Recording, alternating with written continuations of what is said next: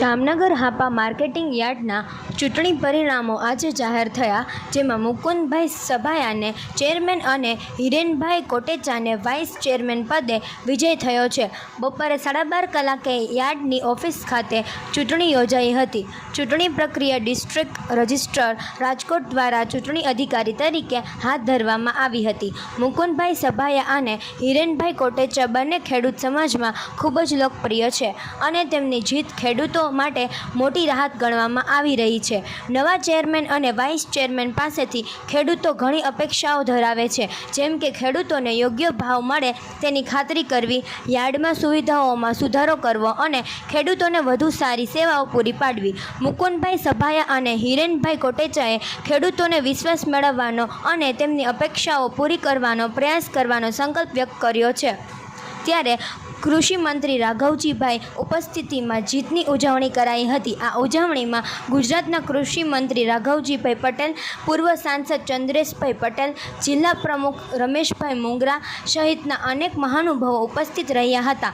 મુકુંદભાઈ સભાયા અને હિરેનભાઈ કોટેચાના સમર્થકોએ ફટાકડા ફોડીને અને મીઠાઈ વેચીને ખુશી વ્યક્ત કરી હતી. કૃષિ મંત્રી રાઘવજીભાઈ પટેલે નવનિર્મિત ચેરમેન અને વાઇસ ચેરમેનને શુભેચ્છા પાઠવી હતી.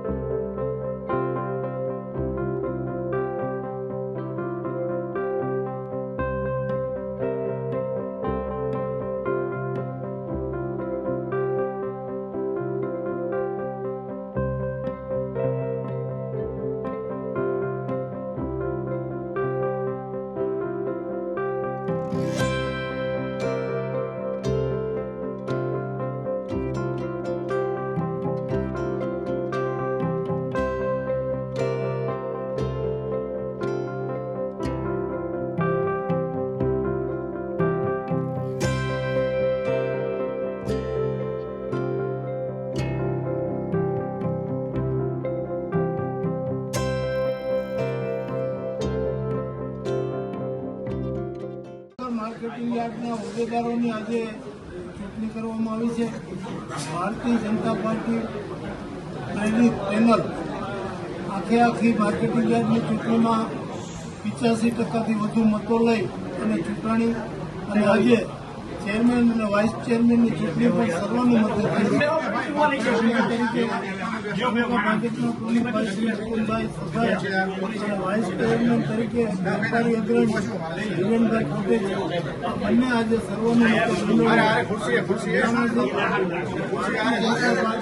તાલુકા ભારતીય જનતા પાર્ટી એકમત થઈ અને ચૂંટણી લડેલ એના પરિણામે સંપૂર્ણ બહુમતી મળ્યા અને આજે માર્કેટિંગ યાર્ડના હોદ્દેદારોની ચૂંટણીમાં ભારતીય જનતા પાર્ટીના બંને ઉમેદવારો વિનર ચૂંટાઈ આવ્યા છે. ત્યારે હું અભિનંદન આપું છું અને આશા રાખું કે જામનગર માર્કેટિંગ યાર્ડનો વિકાસ વધુ સારી રીતે થાય, તાલુકાના ખેડૂતોનો વધુ આમ યાર્ડથી ફાયદો થાય એ દિશામાં એવો કામ કરશે.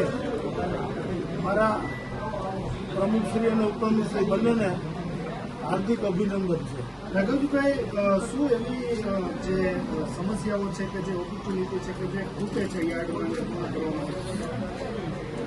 સામાન્ય રીતે મોટાભાગની સુવિધાઓ તો જામનગર યાર્ડમાં ઊભી થઈ ગયેલી, પણ હજી જેમ જેમ પ્રશ્નો આવતા જાય તેમ ખેડૂતોના લગતા પ્રશ્નો હોય, વેપારીઓના સગવડતાના પ્રશ્નો હોય, આ બધા જ પ્રશ્નો અને તાલુકામાં જ્યારે કુદરતી આપત્તિ બીજા કોઈ એવી સમસ્યા હોય ત્યારે જામનગર યાર્ડ હંમેશા લોકોની પડખે ઊભું રહ્યું છે.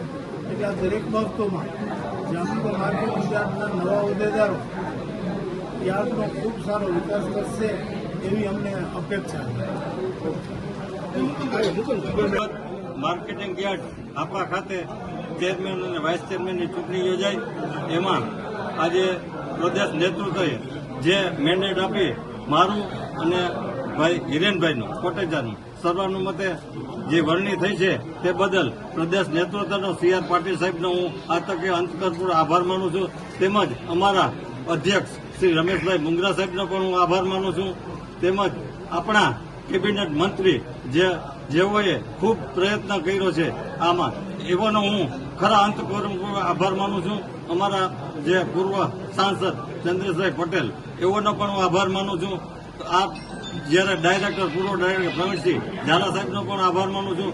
તેમજ અન્ય જે અમારા મહામંત્રી છે અભિષેકભાઈ છે, દિલીપભાઈ છે, ડોક્ટર ભંડેરી છે, પ્રવીણસિંહ છે, તમામનો જે સહયોગ આપ્યો છે અને સંપૂર્ણપણે જે લોકોએ જે યાર્ડની ચૂંટણીથી માંડી અત્યાર સુધી જે સહયોગ આપ્યો છે એ તમામનો હું અંતઃકરણપૂર્વક આભાર માનું છું. અને જ્યારે વિકાસની વાત છે ત્યારે અમારા વડીલોના માર્ગદર્શન મુજબ અને પાર્ટીનું જ્યાં જે સૂચન છે એ પ્રમાણે અપેક્ષા પરિપૂર્ણ કરવા અમારી આખી ટીમ અમે છે તત્પર રહેશી અને જે કંઈ હશે, જે ત્રુટીઓ હશે તે સંપૂર્ણપણે અમે પૂરી કરશી. આ તકે અમારા નેતૃત્વને અમે ખાતરી આપીશું.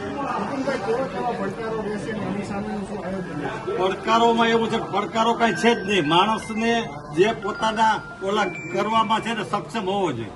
સક્ષમતા છે. અમારી ટીમ એવી જ છે કે જે છે ને એક ટીમ થઈ અને અમે કામ કરવાના છે. એટલે ગમે એવા પડકારો છે એટલે અમે સામનો કરવા તૈયાર જ છીએ. જે ખેડૂતોનો પ્રશ્ન છે, વેપારીઓનો પ્રશ્ન છે, સંપૂર્ણપણે છે ને અમે સફળ થશે એવી અમારા દરેક ડાયરેક્ટરો હતી અને અમારા સહયોગી સંપૂર્ણ પાર્ટી હતી અમે ખાતરી આપી.